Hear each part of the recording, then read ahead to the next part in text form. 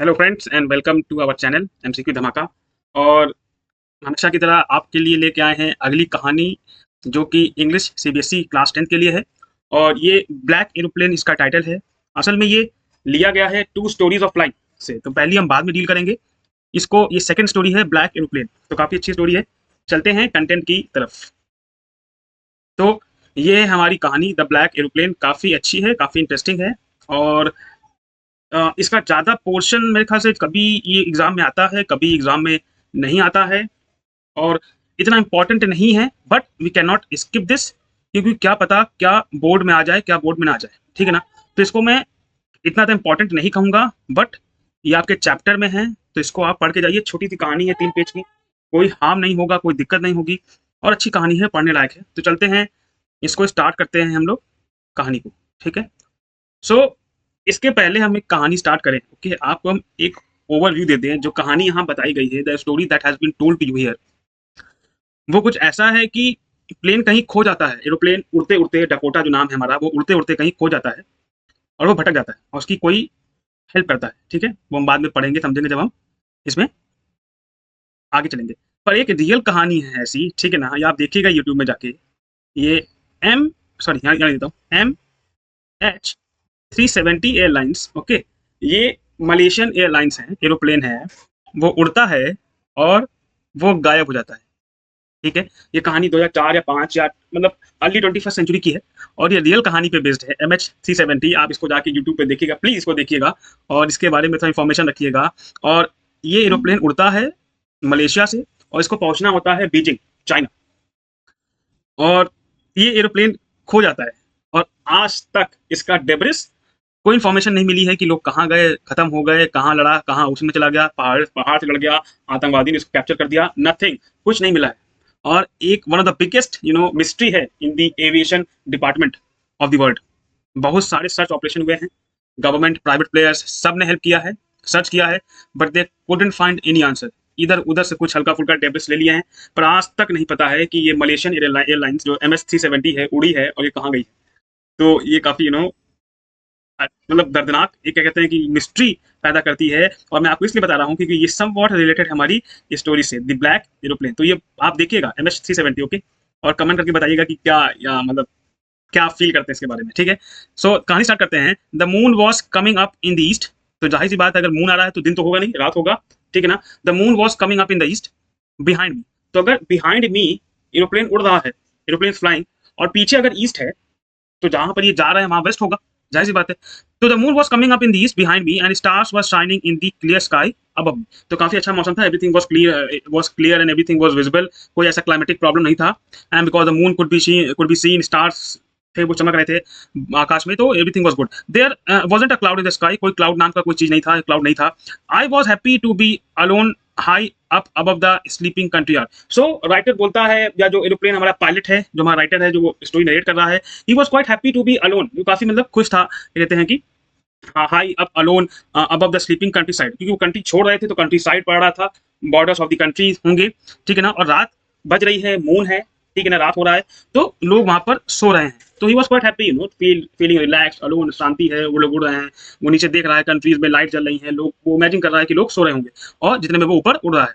I was flying, so he is the pilot. जो story narrate कर रहा है, he is the pilot, of flying my old Dakota aeroplane over France. तो he is riding, he is flying old Dakota, उस aeroplane का नाम है, over France, France के ऊपर ये लोग उड़ रहे हैं, मतलब इन्होंने स्टार्टिंग किया है बैक टू इंग्लैंड। ये फ्रांस से इंग्लैंड इनको जाना है। I was dreaming of my holiday. क्या पता, ये बताता है कि अब इसके बाद जब वो फ्रांस से इंग्लैंड पहुंचेगा, तो वहां पर वो उसको उसकी हॉलीडे स्टार्ट होगी, जो हमारा पायलट है। And he was dreaming of my I was dreaming of my holiday and looking forward to being with my family। सबको होता है, ये सबको होता है, क्रेविंग होती है, इच्छा होती है कि आदमी काम करता है, उसके बाद छुट्टी होगी तो वो क्या करेगा, वो अपने फैमिली को टाइम देगा, अपने फैमिली के साथ टाइम स्पेंड करेगा, जिसको उसको पीस और हैप्पीनेस मिलेगी। I looked at my watch 1:30 in the morning and क्योंकि बताया कि रात के 1:30 बजे हैं, और या तो आप कह सकते हैं कि मॉर्निंग के 1:30 हुए हैं। Everything is under the influence of night.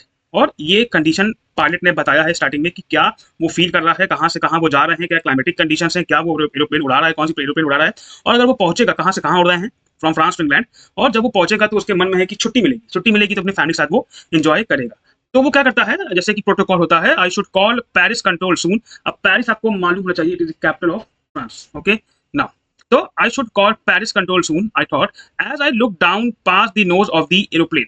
तो वो जैसे ही उसको जो मतलब अपनी सीट थोड़ा ऊपर करता है और वो देखता है अपने एरोप्लेन की जो टॉप आगे का पार्ट है, नोज जो आगे निकला होता है, वहां पर देखते ही उसको ध्यान आता है कि उसको पेरिस कंट्रोल रूम को एक बार बताना चाहिए। I saw the lights of a big city in front of मी, क्योंकि वो पेरिस से गुजर रहे होंगे, फ्रांस की किसी सिटी से गुजर रहे होंगे, तो वहाँ लाइट है, सोसाइटी है, लोग हैं वहां पर, तो उसको लाइट ऊपर से दिखती है। I switch on the radio and said, वो अपना रेडियो स्विच ऑन करता है और बोलता है, Paris control Dakota DS-088 here. ठीक है, तो आप देखोगे जैसे मैंने आपको बताया अभी पहले कि नंबर होते हैं, लाइक तो मलेशियन एयरलाइंस MH370, तो इसका भी एक नंबर है डकोटा का, डकोटा प्लेन का नाम, उस प्लेन का नंबर है DS-088 here. Can you hear me, क्या मुझे सुन सकते हैं? The pilot says, I am on my way to England, over. क्या मुझे सुन सकते हैं? हम लोग इंग्लैंड के लिए जा रहे हैं, and that's it, over.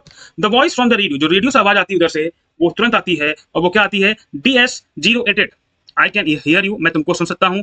You ought to turn 12 degrees west now, DS-088, over. और रेडियो से जो कमांड, जो कंट्रोल सेंटर है, पेरिस का, फ्रांस का, वहां से इनको ये क्या कहते हैं कि मैसेज आता है कि ठीक है, you can go but you have to turn 12 degrees west now, DS-088, over. तो वहां से कमांड आता है कि 12 डिग्री आप मूव कर जाओ वेस्ट, जो कि आपको सही डायरेक्शन में ले जाएगा। तो you are getting it. England और फ्रांस का जो डिस्टेंस है, वो मुझे जो सेपरेशन है, इंग्लैंड और फ्रांस को जो सेपरेट करता है, वो एक ओशनिक बॉडी है, जिसको हम लोग बोलते हैं इंग्लिश चैनल, और वो आप पार कर लीजिए तो आप फ्रांस और इंग्लैंड आर पार कर जाओगे। Now I check the map, pilot map check करता है, एंड कंपास ठीक है, डायरेक्शन बता रहा है, मैप सही है। Switch over to my second and last fuel tank, second एक और होगा, और last fuel tank, second tank पे वो स्विच कर जाते हैं, and turn the Dakota 12 degrees west towards England, और उसको वो as per the instruction 12 degree उसको वेस्ट की डायरेक्शन में मोड़ देते हैं टुवर्ड्स इंग्लैंड। तो everything was good, fine and perfect. I will be in time for breakfast. जैसे ही वो मुड़ता है और वो सोच रहा होता है पायलट कि मैं सुबह सही समय पे ब्रेकफास्ट के लिए अपने घर में पहुंच जाऊंगा, I thought a good big English breakfast, बढ़िया इंग्लिश तरीकों से, जो ट्रेडिशनल तरीके हैं, वो ब्रेकफास्ट मिलेगा उसको। Everything was going well, it was an easy flight. तो बहुत ही बढ़िया था, आसान फ्लाइट थी।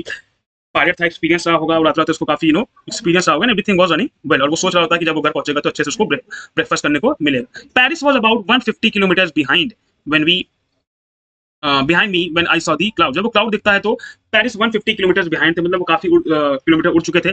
स्टॉर्म क्लाउड्स, तभी आगे दिखता है कि जो क्लाउड्स, अभी जो क्लाइमेटिक कंडीशन बहुत अच्छी थी, एवरीथिंग वाज क्लियर, अब उसको दिखता है क्लाउड्स, बादल दिखता है सामने।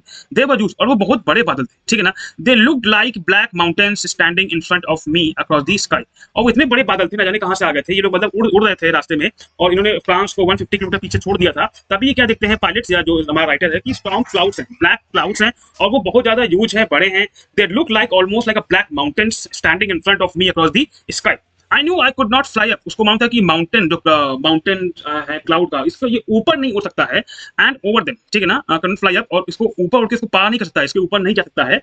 And I did not have enough fuel to fly around them to the north और साउथ। राइटर बोलता है pilot has to make a decision now, he can not fly over that storm of cloud, ऊपर नहीं हो सकता है, और इतना फ्यूल, इतना तेल नहीं बचा है कि वो अपनी डायरेक्शन चेंज करे और नॉर्थ या साउथ जाए, because he has to maintain some particular fuel also. नहीं तो फ्यूल नहीं बचेगा, अगर ज्यादा घूम जाएगा तो fuel, they will run out of fuel.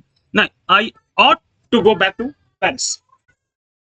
वो सोचता है कि उसे पेरिस वापस जाना चाहिए है, क्योंकि आगे स्टॉर्म्स ऑफ क्लाउड हैं, वो पीछे आगे उनके ऊपर जाएगा नहीं, डायरेक्शन चेंज नहीं करेगा, क्योंकि फ्यूल कम हो जाएगा। उसको लगता है कि वापस हमें पेरिस जाना चाहिए। But I wanted to get home, but उसका मन नहीं था वापस जाने का, because he wanted to go home, he wanted to reach England and to have a good breakfast and spend time with the family. I wanted that breakfast, उसको वो breakfast चाहिए था। I will take the risk, वो बोलता है no, हम वापस नहीं जाएंगे, हम इसके ऊपर नहीं जाएंगे, हम डायरेक्शन चेंज नहीं करेंगे, हम रिस्क लेते हैं और इसके आर पार जाते हैं। आई थॉट, वो बोलता है कि I should take the risk and flew that old Dakota straight into the storm. आओ चलते हैं स्टॉर्म में, देखिए क्या होता है, ठीक है ना। It's quite a risky decision, okay. ज्यादातर अमूमन ये होता है कि आपको ये बचाना होता है कि you don't run into the storm directly, otherwise क्या रिपरकशन से स्टॉर्म्स के अंदर ऐसे क्लाउड मिल जाते हैं, तो it's very quite risky. But यहाँ राइटर अपने अकॉर्डिंग वो काम करता है। तो ऐसी दो मूवीज और देखी है मैंने, एक तो अजय देवगन की है और रकुल प्रीत की है, वो वहां पर वो लैंडिंग कराते हैं, गेटिंग इट, वो काफी अच्छी मूवी है, उसमें अमिताभ बच्चन भी हैं, आपको मूवी देखनी चाहिए, नाम नहीं मालूम मेरे को, that movie you should see. कुछ ऐसे ही सिनेरियो होता है, वो प्लेन लैंडिंग कराता है, ठीक है ना, अजय देवगन। और एक ऐसी मूवी होती है हॉलीवुड की, वो देखा है, उसमें वो एक ऐसे ही स्टॉर्म क्लाउड रहता है, वो उसको आर पार कर जाते हैं और वो वर्ल्ड वॉर सेकंड में इंटर कर जाते हैं, गेटिंग इट। तो वो काफी इंटरेस्टिंग मूवी होती है, वो मूव कर रहे होते हैं 21st सेंचुरी में, उनको ऐसे ही क्लाउड मिलता है, वो क्लाउड में चले जाते हैं, और वो सेकंड वर्ल्ड वॉर के टाइम में इंटर कर जाता है वो प्लेन। तो काफी इंटरेस्टिंग कहानी है कि वो कैसे बाहर निकलते हैं, मतलब वो क्या एक टाइम मशीन या जो भी रहा होगा वो दिखाने की कोशिश करते हैं उस मूवी से। It is very good. So come back to the story. Inside the clouds inside the cloud everything was suddenly black. अब वो क्लाउड के अंदर घुस जाते हैं, जो स्टॉर्म होता है, स्टॉर्म ऑफ क्लाउड्स, तो उसके अंदर घुस जाते हैं, जाहिर सी बात है सब कुछ ब्लैक हो जाएगा। It was impossible to see anything outside the aeroplane, कुछ नहीं दिख रहा था बाहर, everything was jet black. The old aeroplane jumped and twisted in the air. जाहिर सी बात है टर्बुलेंस आएंगे, हाँ, कहते हैं कि वेदर कंडीशंस चेंज होंगे, लाइटनिंग होगी, रेन होंगे, विंड्स फ्लो करेंगी, तो जाहिर सी बात है वो एरोप्लेन का बैलेंस बिगाड़ेंगे। तो aeroplane was started jumping and twisting in the air. I looked at the compass, writer aeroplane pilot compass पे देखता है। आई कुडंट बिलीव, और वो क्या देखता है कि I couldn't believe my eyes. The compass was turning round and round and round. Means it has gone mad. Compass has completely lost its direction. It was not functioning properly. इससे जब आपका गाड़ी का मीटर खराब हो जाता है, आप देखोगे तो वो आप चला रहे होगे 40 पे, वो कहीं 100 कहीं 20 ऐसे दिखाएगा। तो कुछ वैसे ही हो गया था, डायरेक्शन कंप्लीटली खो चुका था कंपास, ठीक है। And compass was turning round and round and round. It was dead, वो खत्म हो चुका था, compass was gone, it would not work, वो काम नहीं कर रहा था। The other instruments were suddenly dead too. I tried the radio. अब इस हालत में वो क्या करेगा, he will try to consult two places, या तो पेरिस कंट्रोल सेंटर बात करे, या तो वो जहां जा रहे थे इंग्लैंड वहां बात करे। तो क्योंकि इसने पेरिस कंट्रोल से बात किया था, तो ये पेरिस कंट्रोल ही लिखा है यहाँ पर, वो पेरिस कंट्रोल वापस क्या करेगा, रेडियो कम्युनिकेशन स्टार्ट करने की कोशिश करेगा कि हम यहाँ फंस गए हैं, how should we go or how should we come out? Paris control, can you hear me? So there was no answer. Compass काम नहीं कर रहा था, radio was not working, the radio was also dead because there was no response from the other side, from the Paris control center. I had no radio, no compass, and I could not see where I was. तो ना radio काम कर रहा था, ना compass काम कर रहा था, बाहर कुछ दिख नहीं रहा था, कुछ पता नहीं था कहाँ चले गए हैं लोग, और वो लोग खो गए थे स्टॉर्म में। You getting it? कभी कभी जल्दीबाजी में ऐसे बेकार डिसीजंस हो जाते हैं, और ये काफी महंगे पड़ते हैं। ये कहानी है तो शायद महंगा ना पड़े, बट अदरवाइज मैं बताया आपको, ऐसे क्लियर कट स्टॉर्म अगर दिख रहा है तो ज्यादातर क्या होता है कि दे अवॉइड, वो नहीं जाते हैं इसमें। Then in the black clouds quite near me, I saw another aeroplane. तो वो क्या दिखता है पायलट की, इतने ब्लैक क्लाउड में भी एक एरोप्लेन और, इट हैड नो लाइट्स। उस एरोप्लेन की दिक्कत क्या थी कि उसमें कोई लाइट नहीं था और उसके विंग्स नहीं थे, मतलब काफी ऑकवर्ड एरोप्लेन था, ठीक है ना। But I could see it flying next to me through the storm. पर उसको एक चीज दिखती है बाहर पायलट को, वो था कि दूसरा एरोप्लेन उसके बगल में उड़ रहा था, ना जिसके पास कोई लाइट नहीं थी, ना लाइट नहीं जली थी अंदर, और ना ही विंग्स थे उसके, बट वो उड़ रहा था।